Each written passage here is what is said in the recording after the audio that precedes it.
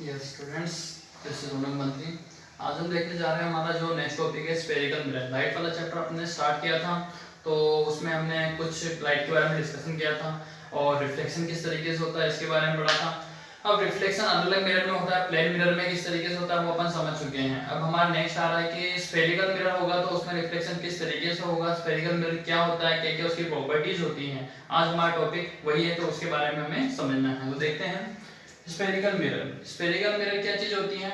ऐसा reflecting surface जिसका मतलब जो पार्टीशन है वो क्या है, कर्व के फॉर्म में, स्फेयर के रूप में है। जैसे कि देखें, such mirrors whose reflecting surface are spherical, जिसका रिफ्लेक्टिंग सरफेस जहां पे रिफ्लेक्शन होना है वो कैसा आ रहा हो, अगर कर्व के फॉर्म में आ रहा हो तो इसका मतलब क्या है, वो स्फेरिकल मिरर है। इसके दो टाइप होते हैं अपने पास, एक तो होता है कॉनकेव मिरर और एक अब दूसरा होता है कॉन्वेक्स मिरर। कॉनकेव मिरर और कॉन्वेक्स मिरर फर्स्ट है अपने पास कॉनकेव मिरर, उसके बारे में अपने समझ रहे हैं। इनकी मैं आपको कुछ डिफाइंस बता रहा हूँ। स्फेरिकल मिरर से बनने वाली जो कंडीशंस होती हैं, उसके अलग अलग जो मिरर से इमेज बनती हैं, उनकी क्या क्या कंडीशन होती है, क्या क्या डिफाइंस होती है, क्या क्या चीजें होती हैं, उनको अपन समझेंगे आज। देखें, फर्स्ट है अपने पास spherical mirror whose reflecting surface is curved inward is called एक कॉनकेव मिरर। ऐसा रिफ्लेक्टिंग सरफेस जिसमें क्या हो, रिफ्लेक्शन जो हो रहा है वो अंदर वाली तरफ हो। जैसे कि देखें, ऐसा रिफ्लेक्टिंग सरफेस जिसमें क्या हो, मतलब कर्व किस तरफ हो रहा है, जहां पे रिफ्लेक्शन होना है वो क्या है, इस तरफ से होगा। मतलब रे आएगी अगर इधर तो टकरा करके वापस से इधर से निकल जाएगी। इसका मतलब क्या है, इसका जो रिफ्लेक्शन है वो अंदर के साइड में है, तो ये कौन सा मिरर हो जाएगा, कॉनकेव मिरर। नेक्स्ट है अपने पास स्फेरिकल मिरर जो whose reflecting surface is curved outward, जिसका जो रिफ्लेक्टिंग सरफेस है उसका कर्व किस तरीके से कर रहा हो या रिफ्लेक्शन किस तरीके से हो रहा हो, आउटवर्ड यानी बाहर की तरफ हो, इज कॉल्ड कॉन्वेक्स मिरर। यानी कि इसमें अगर रे आएगी इधर से और जो बाहर की तरफ रिफ्लेक्शन हो रहा है, तो यानी कि बाहर की तरफ कर्व इस तरीके से है, बाहर की साइड में रिफ्लेक्शन हो रहा है, तो इसका मतलब क्या हो गया, ये हमारे लिए कॉन्वेक्स मिरर हो गया है।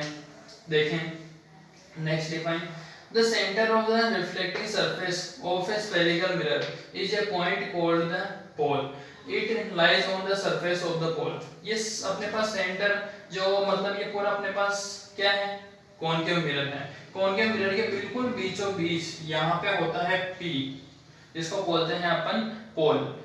इस पोल में को अपन क्या बोल रहे हैं, मतलब ये जो बिल्कुल सेंटर में इसके पाया जा रहा है मिरर के, तो the centre of the reflecting surface, reflecting surface का जो सेंटर पॉइंट होता है उसको क्या बोलते हैं, पोल। चाहे वो कॉनकेव मिरर हो चाहे कॉन्वेक्स मिरर हो, ठीक है। इसको रिप्रेजेंट किया जाता है P से। फिर नेक्स्ट डिफाइन अपनी आ रही है, the reflecting surface of A sphere mirror, spherical mirror forms a part of sphere, the sphere has center, this point is called center of curvature। तो देखें अब क्या है, अगर ये स्फेरिकल मिरर किससे मिल के बना होता है, एक स्फेयर से बना होता है। अगर अपन डॉट डॉट करके इसको एक स्फेयर बना भी दें तो इसका एक सेंटर होगा, और सेंटर होगा तो उस सेंटर पॉइंट को ही अपन क्या बोल के सकते हैं, सेंटर ऑफ कर्वेचर। मतलब इमेजिन करके चल सकते हैं कि इसका एक पूरा स्फेयर बना हुआ होगा, उस स्फेयर का सेंटर पार्ट भी होगा, तो वो क्या हो जाएगा अपने लिए, सेंटर ऑफ कर्वेचर, ठीक है। फिर है अपने पास नेक्स्ट द रिफ्लेक्टिंग सरफेस। हाँ, इसको एक तो सेंटर ऑफ कर्वेचर हमारा हो गया। सेंटर ऑफ कर्वेचर को रिप्रेजेंट करने का काम जो होता है C से होता है। किससे रिप्रेजेंट करते हैं अपन उसको, C से। फिर आ रहा अपने पास next, the radius of the sphere of which of the reflecting surface of a spherical mirror forms a part is called the radius of the curvature. अगर देखो स्फीयर बन रहा है तो स्फीयर की रेडियस ऑब्वियसली होगी। अब रेडियस होगी तो रेडियस जो यानी क्या होगी, पोल से लेकर के सेंटर के बीच का जो डिस्टेंस है उसको हम क्या बोलेंगे, रेडियस ऑफ कर्वेचर, ठीक है। नेक्स्ट अपने पास देखिए 6 वाला आ रहा है point, straight line passing through the pole and the centre of the curvature. Centre of curvature और पोल से जाने वाली सीधी जो लाइन होती है उस बिल्कुल बीचों बीच से जो जा रही है उसको बोलते हैं अपन principal axis. This line is called principal axis. जैसे देखें ये स्फेरिकल मिरर मैंने बना रखा है कॉनकेव वाला, तो इसमें बिल्कुल बीचों बीच जो लाइन जा रही है फोकस, और ये हो गया हमारा सेंटर ऑफ कर्वेचर।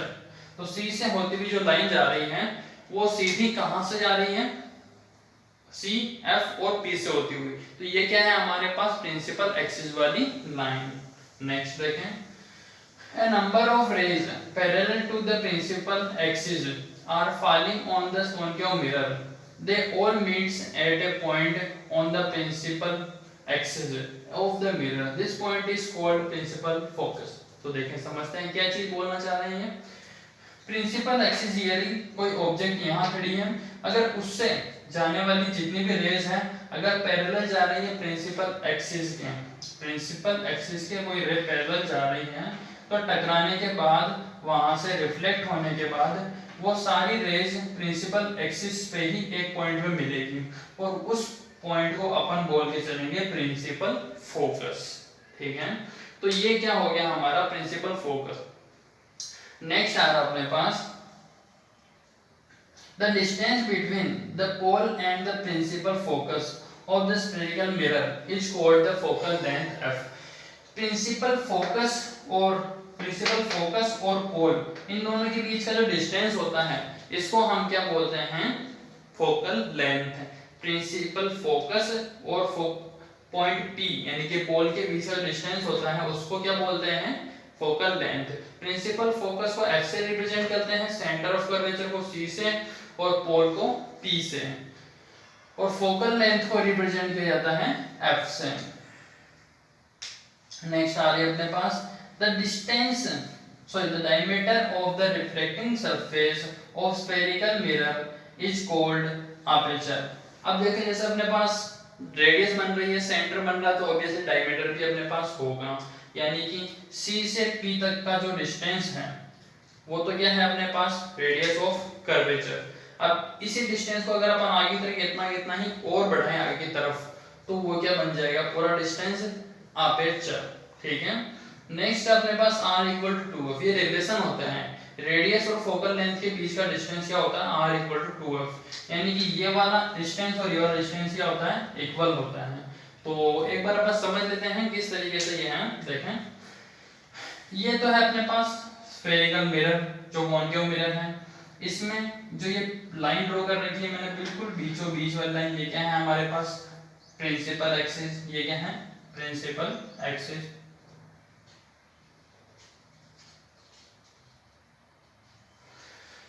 फिर नेक्स्ट अपने पास आ रही है जैसे कि ये क्या हो गई, ए बी मैंने सीधी किसी भी चीज को खड़ा कर रखा है तो वो क्या हो गया हमारे लिए ऑब्जेक्ट हो गई। ऑब्जेक्ट से रे चाहे यहाँ से जाए चाहे यहाँ से जाए चाहे नीचे से जाए, जाने के बाद इससे रिफ्लेक्ट होगी, मिरर से जाने के बाद क्या होगी, रिफ्लेक्ट होगी।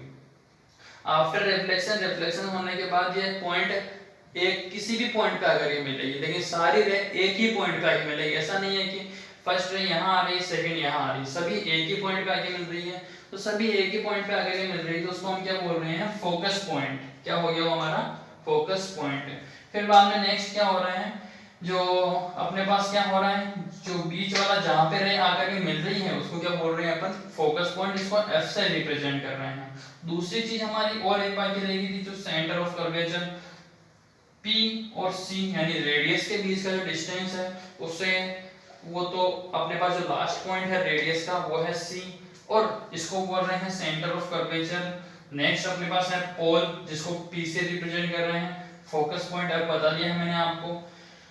तो इस तरीके से तो अपन क्या होगा स्फेरिकल मिरर में को समझ सकते हैं कि क्या क्या कंडीशंस में क्या क्या चीजें अवेलेबल होती हैं।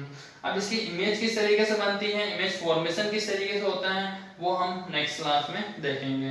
तो यहाँ तक जो मैंने आपको डिफाइन क्लास कंप्लीट कराई है उनको अच्छी तरीके से पढ़ लें और जो भी प्रॉब्लम आए वापस से पूछ लें। आज की क्लास हमारी यही ओवर होती है। जो भी बाकी की जो हमारी इमेज फॉर्मेशन वाला टॉपिक हम नेक्स्ट क्लास में डिस्कस करेंगे।